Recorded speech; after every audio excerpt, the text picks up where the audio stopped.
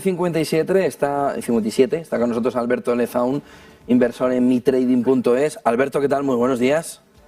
¿Qué tal? Muy buenos días. Pues hoy hay que hablar un poquito de las correlaciones, de cómo funcionan en el mercado. Hay muchísimas, hay muy complicadas, pero vamos a ir a lo sencillo y a lo simple, ¿no? ¿Qué estamos viendo esta semana? De entrada, hombre, esto tiene buena pinta. El dólar pierde fuerza.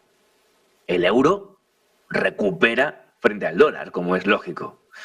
La renta variable sigue subiendo.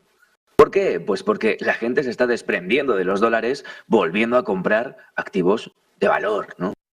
¿Qué ocurre al mismo tiempo con las notas a 10 años, la rentabilidad? Bueno, pues parece que puede haber hecho un techo. Ese techo sería muy beneficioso pues, también para la renta variable.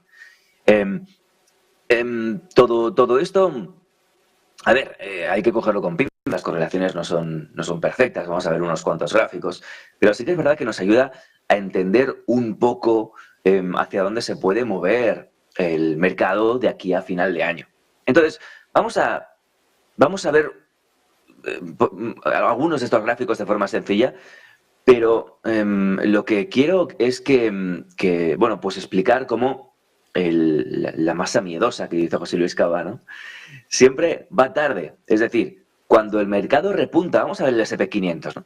El S&P 500, cuando el mercado repunta y lo ha hecho desde mínimos, en un 15%, cuando el mercado repunta, la masa miedosa siempre se va a incorporar al final. ¿Qué quiero decir con esto? Todo este movimiento de subida del S&P 500 ha pillado corta a la masa miedosa, cargadita de put, cargadita de posiciones cortas, cerrando posiciones largas, etcétera, ¿no? Y ahora es cuando la masa miedosa, según vemos, se va incorporando al movimiento alcista de los mercados. Bueno, pues teniendo en cuenta, ¿no?, esos indicadores contrarian, tenemos aquí el Fear and Greed Index, que es bastante representativo. Podemos pensar que cuando la masa miedosa tiene esta confianza en el mercado que antes no tenía cuando el mercado estaba efectivamente subiendo, cuando la masa miedosa se sube al carro, ya es demasiado tarde, ¿vale? En el medio, en el corto plazo. Si vemos el timeline, esto lo vimos creo la semana pasada y si no hace dos también aquí en el repaso de los lunes. Vemos que este indicador de confianza del mercado está en máximos de este año. La semana pasada estaba casi en máximos, esta semana ya está en máximos, ¿vale?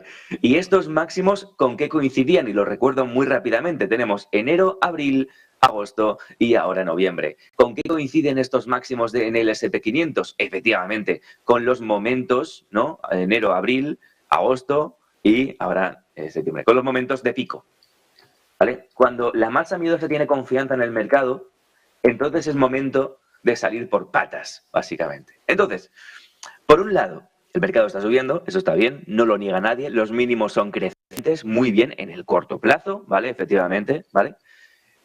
Por lo tanto, vamos a pensar que el mercado puede seguir moviéndose en esa tendencia alcista en el corto plazo. Recuerdo que yo vengo aquí de lunes a lunes, ¿no? Entonces es una visión pues, de muy corto plazo, de 4 o 5 días, ¿no? Sí que es verdad que, como decíamos la semana pasada, el S&P puede acabar en el entorno de los 4.000 puntos, que me decías, José Antonio, hombre, a ver, espero que sí, ¿no? Que confiado, ¿no? Buenas noticias, efectivamente, ¿no? Vamos a esperar que el mercado pueda llegar al entorno de los 4.000, 4.100 puntos en el S&P. Pero en el corto plazo, ¿qué quiero decir con esto? Que mucho cuidado con tener confianza en el mercado, mucho cuidado cuando la masa miedosa tiene confianza en el mercado, porque en cuanto llega aquí, en cualquier momento, esto puede hacer un día boom y desplomarse de nuevo hacia abajo, ¿no?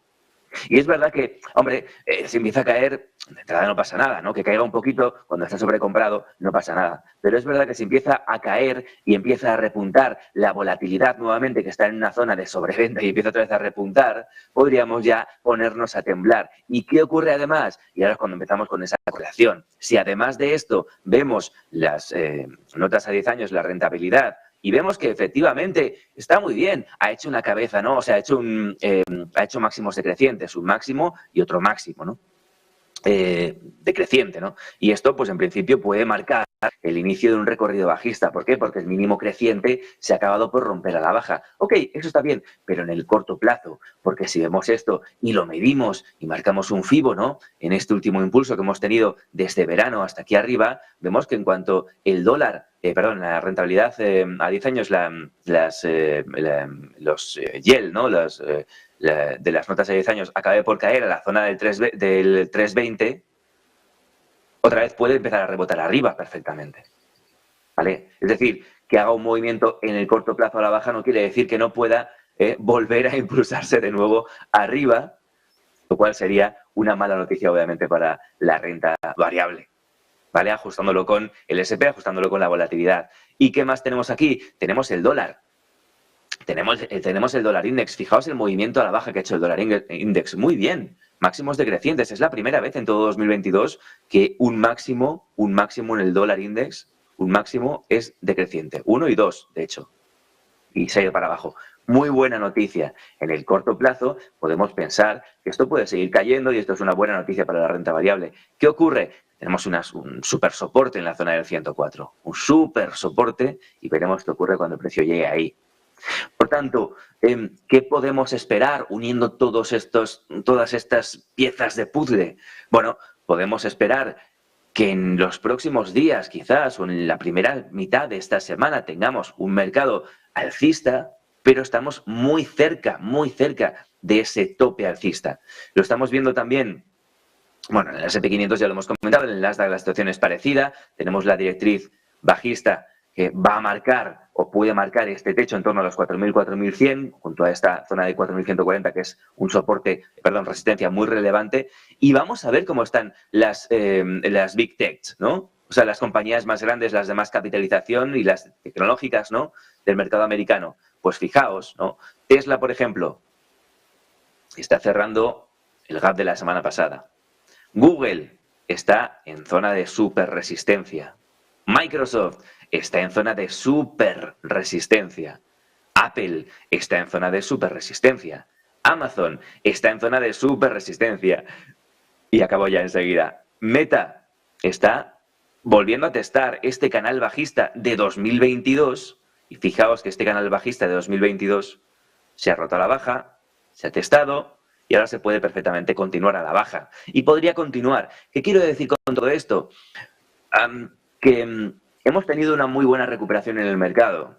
La masa miedosa se ha incorporado tarde a esa recuperación o aún no se ha incorporado. Y en cuanto la masa miedosa comience a comprar la renta variable, entonces las manos fuertes, los tiburones, los algoritmos van a empezar a buscar esa contrapartida. Todas las ventas todas las compras de la masa miedosa que se vayan incorporando sirven para los manos fuertes, para los tiburones, como contrapartida, como liquidez, y van a poder empezar a vender posiciones y crear un nuevo movimiento bajista en el mercado. Por tanto, resumen, en 10 segundos, creo que podemos tener un último movimiento alcista de muy corto plazo, pero es verdad que creo que estamos cerca de un techo importante. Lo mismo que decía la semana pasada, que ese techo pueda significar un movimiento bajista que rompa mínimos del año y cree un movimiento bajista acelerado con alta volatilidad, puede ser, pero no lo sabemos. Igual simplemente es un retroceso, hace mínimos crecientes en el S&P, ¿no? Coge el S&P, hace una caída aquí en algún momento, hace mínimos crecientes respecto al mínimo que tuvimos en octubre y otra vez empieza a lateralizar o a recuperar. Perfecto, ¿no? O no, o coge, rompe y se cae para abajo. Eso aún no lo podemos saber. Estamos en una tendencia bajista todavía de 2022. Pero es verdad que en el corto plazo, que es lo que nos ocupa en este repasito técnico, es posible que estemos cerca de una resistencia significativa. Así que una semana para tener cuidado.